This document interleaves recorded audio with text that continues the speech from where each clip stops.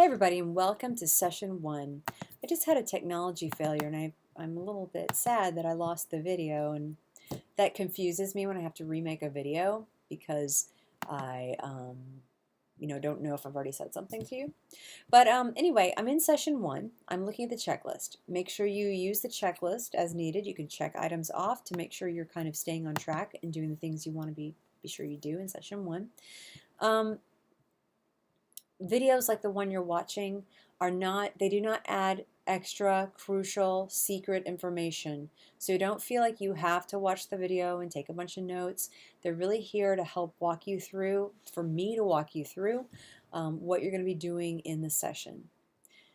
Everything that you need to know in this class is actually typed out. It's on Courseden pages. It's in things like Google Docs, like your instructions for the major project is in a Google Doc.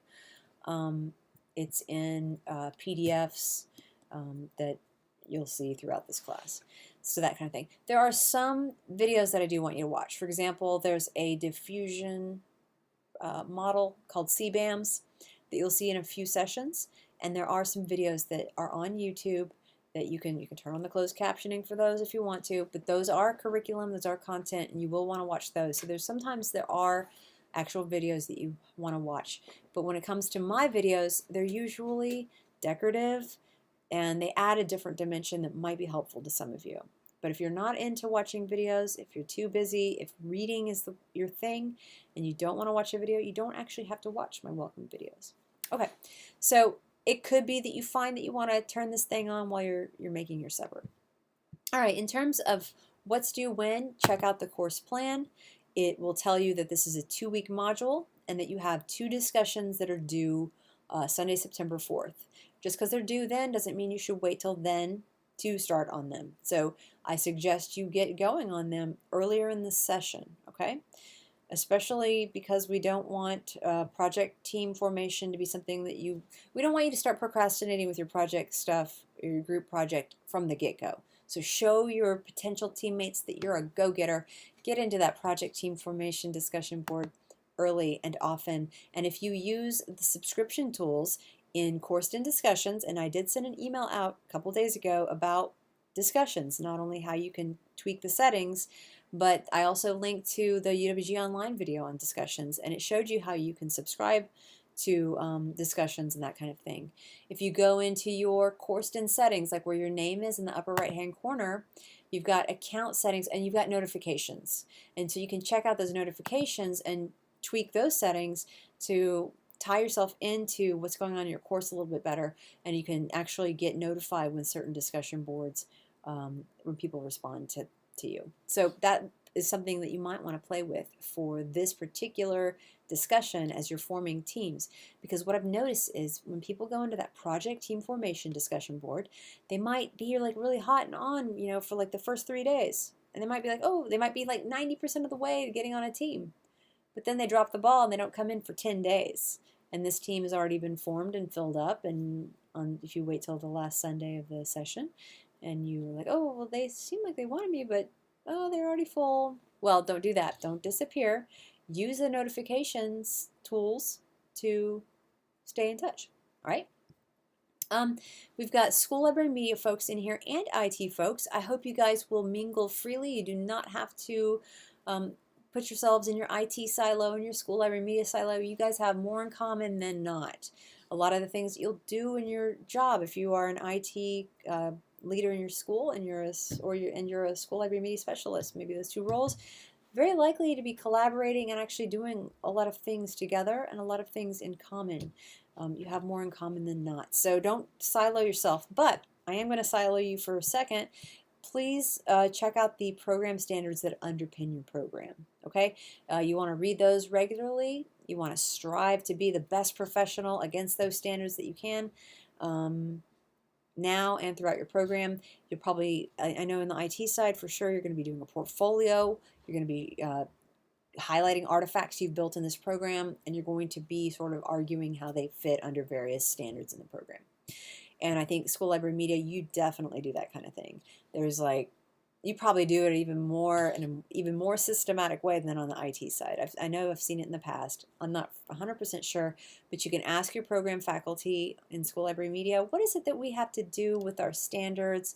Is there some kind of portfolio we do or a checklist? I promise you there is. So be familiar with those, read them early and frequently, and just every semester, several times a semester. All right, so I'm on the Session 1 Activities page. I want you to read the instructions for the Tech Integration Project. Optionally, you can watch the video walkthroughs where I go through each section of that project. That may or may not help you, but all the information you need is actually in the text of the Google Doc, which will be completely ready by the first day of Session 1. It's 99.999% ready now. The instructions will not actually change, but what I might do is take some of the comments that I've made in the margins and incorporate them into the instructions a little bit better. Everybody needs to initiate their UWG Wikispaces account and do it in the way I'm telling you. Do not be creative on this particular thing. Okay, I know that some of you like to click your way through technology, kind of feel your way through it intuitively, and that works most of the time. It's a great way to be. But for this particular thing, don't do that, or you will end up having maybe several hours worth of conversations with UWG Online to fix it, okay? So do it right. Do it right. Do it through My UWG using the steps that I've given you here. It is important that you do this now and you don't wait for 3 weeks, because your group mates will try to add you to the wiki and they won't be able to in a couple weeks, maybe just a week, if you don't do this. Okay, so get that done. All right. Project team formation, we've got a discussion board. There's 2 pieces to this. There is the board where you chit chat with people, you say, hey, can I be on your project, your team, blah, blah, blah, blah. But the second piece of it is, as your group is formed, can you please put people's names on this wiki page?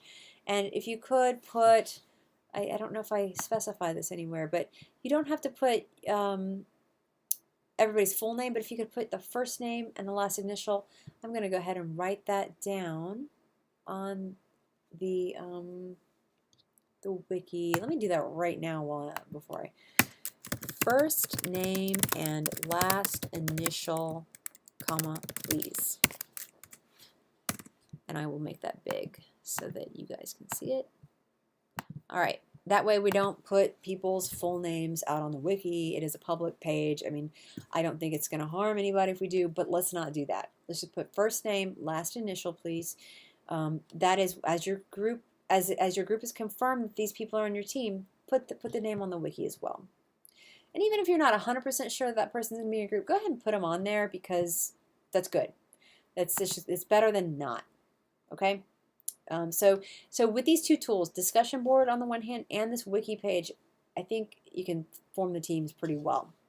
And then I'll come in near the end, start cleaning things up, making sure everybody's on a team, making sure there's not redundancies, sending emails if there are, trying to figure that kind of thing out. And then I'll create your groups in CourseDen. I will create a discussion board for your group, and I will create group Dropboxes for you. So I have to recreate the Dropboxes every semester based on the new groups. So I'll do that near the end, maybe near the very, very beginning of session 2 as well. Try not to do not do any work with your group during the first week of session 1, please, unless you have hit 4 people. Once you've hit 4, I'm not going to add anybody to your group. But if you're fewer than 4, I might add somebody, so don't do anything really crucial where you get mad at a new group mate that might arrive second week and, oh my gosh, we already did all this work, this group mate's already a loser.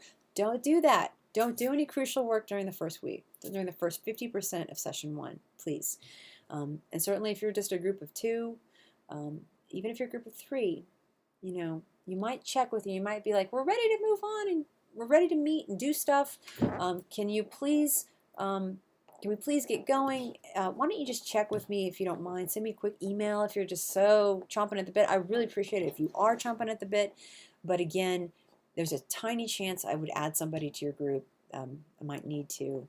So try to get your group full of 4 people, and then you can start rolling. All right, so get warmed up for thinking about current and upcoming innovations with the Horizon Report.